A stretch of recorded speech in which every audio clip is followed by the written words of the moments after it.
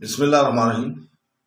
شروع کرتا ہوں اللہ کے پاک نام سے جو بہت بڑا مہربان نہایت رحم والا ہے۔ دوستوں، بہنوں، بھائیوں، بزرگوں، السلام علیکم ورحمۃ اللہ وبرکاتہ۔ تاریخ اسلام میں ہماری سیرت انبیاء کرام اور قومیں، آج اس کی 35 نمبر قسط ہے۔ تو دوستو، امام ابن حاتم نے باقر سے روایت کیا ہے کہ وہ ایک نیک شخص تھا اور وہ اپنی قوم میں بہت محبوب تھا۔ بات ہو رہی ہے حضرت ادریس علیہ السلام کی۔ جب وہ فوت ہو گیا تو اس کی قوم کے لوگ بابل کی سرزمین میں اس کی قبر کے گرد بیٹھ کر روتے رہے۔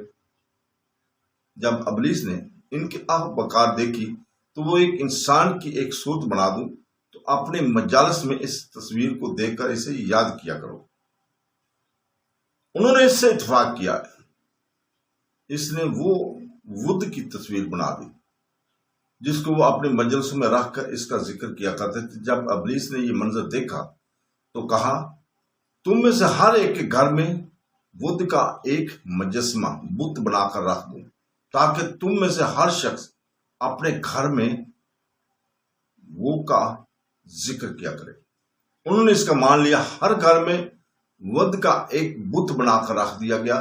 پھر ان کی اولاد بھی یہی کچھ کرنے لگی۔ پھر اس کے بعد جو نسلیں آئیں وہ بھول گئیں کہ ود ایک انسان تھا۔ وہ اس کو خدا مان کر اس کی عبادت کرنے لگیں۔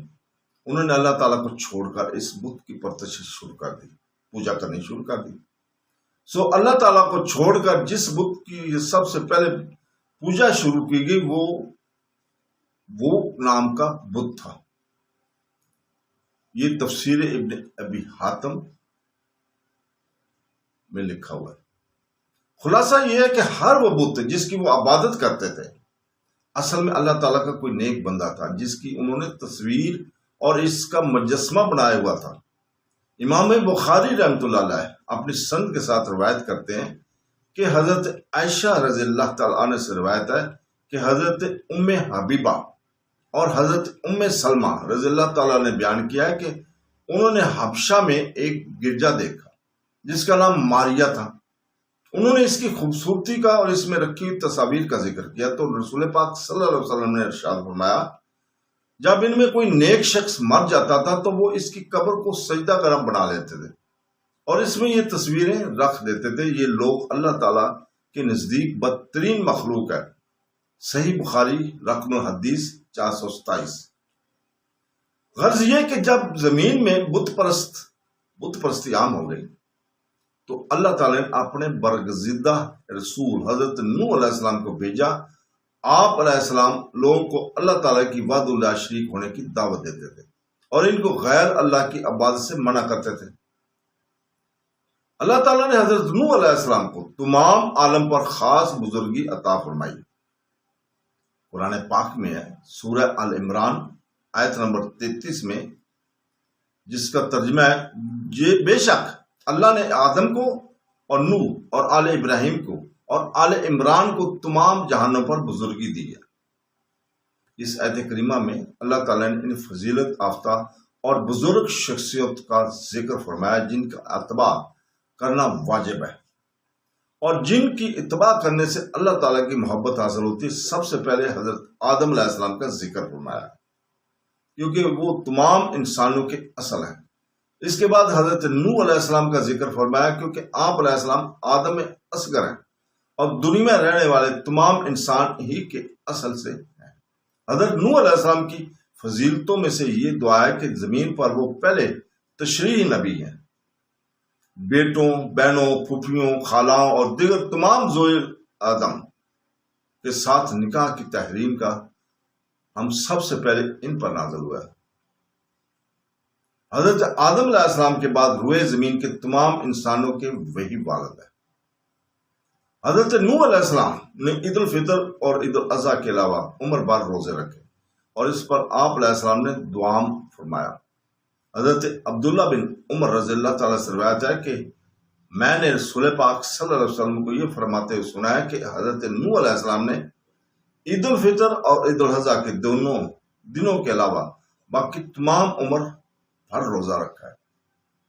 اور ایک روایت میں ہے ایک اور روایت میں ہے کہ آپ صلی اللہ علیہ وسلم نے ارشاد فرمایا، حضرت نوح علیہ السلام نے تمام عمر روزہ رکھا سوائے عید الفطر اور عید الاضحیٰ کے، اور حضرت داؤد علیہ السلام نے بھی تمام عمر کے روزے رکھے، اور حضرت ابراہیم علیہ السلام ہر مہینے میں 3 دن روزہ رکھتے تھے۔ ایک زمانہ آپ علیہ السلام نے روزہ رکھا اور ایک زمانہ افطار کیا۔ حضرت علی کرم اللہ وجہ سے روایت ہے کہ ہمارے رب تعالیٰ نے حضرت نوح علیہ السلام کے لیے سابقہ تمام لوگوں کا علم جمع فرما دیا اور انہیں اپنی مدت و نصرت سے نوازا۔ بس انہوں نے اپنی قوم کو مخفی اور علانیہ طور پر 950 سال تک دعوت دی۔ بس 950 سال میں ایک کے بعد دوسری صدی گزرتی گئی، لیکن ان کی قوم کے لوگ کفر اور سرکشی میں بڑھتے ہی گئے۔ دنیا میں جس قدر بھی لوگ ہیں وہ حضرت نوح علیہ السلام کی اولاد میں سے ہیں۔ قرآن پاک میں سورہ صفات آیت نمبر 77 میں ہے کہ ہم نے انہی کی اولاد کو باقی رہنے والا بنا دیا۔ حضرت ابن عباس رضی اللہ تعالیٰ سے روایت ہے کہ حضرت نوح علیہ السلام کے بعد دنیا میں جس قدر لوگ ہیں وہ سب حضرت نوح علیہ السلام کی اولاد سے ہی ہیں۔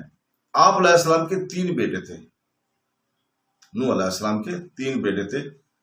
نمبر 1 پہ سام، نمبر 2 پہ حام، نمبر 3 پہ یافس۔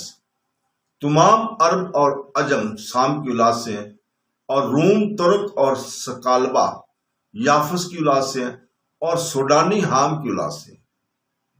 معلم، اس کا جو ریفرنس ہے معلم انترزلیل، صفحہ نمبر 34۔ اللہ تعالیٰ نے حضرت نوح علیہ السلام کو آپ علیہ السلام کی قوم کی طرف مبعوث کیا تاکہ آپ علیہ السلام اپنی قوم کو اللہ تعالیٰ کے لا وحدہ لا شریک ہونے کی دعوت دیں۔ قرآن پاک میں ہے سورہ اعراف آیت نمبر 59 میں، جس کا ترجمہ ہے، بے شک ہم نے نوح کو ان کی قوم کی طرف بھیجا۔ میں نے کہا، اے میری قوم، اللہ تعالیٰ کی عبادت کرو، اس کے سوا تمہاری عبادت کا کوئی مستحق نہیں ہے۔ بے شک مجھے تم پر ایک عظیم دن کے عذاب کا خطرہ ہے۔ حضرت نوح علیہ السلام کو اللہ تعالیٰ نے اس وقت مبعوث کیا جب بتوں کی عبادت اور شیطانوں کی اطاعت شروع ہو چکی تھی اور لوگ کفر اور گمراہی میں مبتلا ہو گئے چکے تھے۔ حضرت نوح علیہ السلام نے اپنی قوم کو تبلیغ کی اور انہیں اللہ تعالیٰ کی وحدہ لا شریک ہونے کا یقین دلایا۔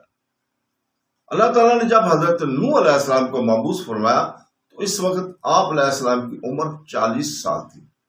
مصدرک میں حضرت ابن عباس رضی اللہ تعالیٰ سے روایت ہے کہ بعثت کے وقت آپ علیہ السلام کی عمر 40 سال تھی، اور آپ علیہ السلام نے 950 سال اپنی قوم کو تبلیغ کی، اور طوفان کے بعد 60 سال وہ زندہ رہے، حتیٰ کہ لوگ کثیر ہو گئے اور مختلف علاقوں میں پھیل گئے۔ بعض علماء نے یہاں پہ لکھا ہے کہ بعثت کے وقت آپ علیہ السلام کی عمر مبارک 50 سال تھی، اور طوفان کے بعد 450 یا 450 15 سال رہی، اور آپ علیہ السلام کی عمر 1450 تھی، 1450 سال۔ بعض علماء فرماتے ہیں کہ آپ علیہ السلام کی عمر بعثت کے وقت 450 یا 460 سال تھی۔ خلاصہ السیر کی شرح میں ہے اس طرح ذکر کیا گیا کہ بعض فرماتے ہیں کہ بعثت کے وقت آپ علیہ السلام کی عمر 250 سال تھی، اور طوفان کے بعد آپ علیہ السلام 250 سال زندہ رہے، اور آپ علیہ السلام کی عمر 1450 تھی۔ مقاتل کہتے ہیں بعثت کے وقت عمر 100 سال تھی، اور ابن جریر نے لکھا ہے کہ حضرت نوح علیہ السلام کی ولادت حضرت آدم علیہ السلام کی وفات کے 826 سال بعد ہوئی۔ جب حضرت نوح علیہ السلام نے اپنی قوم کو تبلیغ کی تو قوم کے سرداروں نے کہا، ہم آپ کو کھلی گمراہی میں دیکھتے ہیں۔ قرآن پاک میں سورہ اعراف آیت نمبر 60 میں اللہ تعالیٰ فرماتا ہے، جس کا ترجمہ قوم کے سرداروں نے کہا، بے شک ہم آپ کو یقیناً کھلی ہوئی گمراہی میں دیکھتے ہیں۔ جب قوم کے سرداروں نے کہا کہ ہم آپ کو کھلی گمراہی میں دیکھتے ہیں تو حضرت نوح علیہ السلام نے جواب دیا، اے میری قوم، مجھ میں کسی قسم کی گمراہی نہیں ہے، میں تو اللہ تعالیٰ کی طرف سے رسول ہوں اور تمہیں صرف اللہ تعالیٰ کا پیغام پہنچانے کے لیے آیا ہوں اور صرف تمہاری خیر خواہی چاہتا ہوں۔ قرآن پاک میں سورہ اعراف آیت نمبر 61 اور 62 میں ہے، جس کا ترجمہ انہوں نے کہا، اے میری قوم، مجھ میں کسی قسم کی گمراہی نہیں ہے، لیکن میں تمام جہانوں کے رب کی جانب سے رسول ہوں۔ میں تمہیں اپنے رب ذوالجلال کے پیغامات پہنچاتا ہوں اور تمہاری خیر خواہی کرتا ہوں، اور میں اللہ کی طرف سے ان باتوں کو جانتا ہوں جنہیں تم نہیں جانتے۔ تو دوستوں، یہیں پہ رکتے ہیں، اگلی قسط میں یہیں سے ہم انشاءاللہ تعالی شروع کریں گے۔ اللہ حافظ۔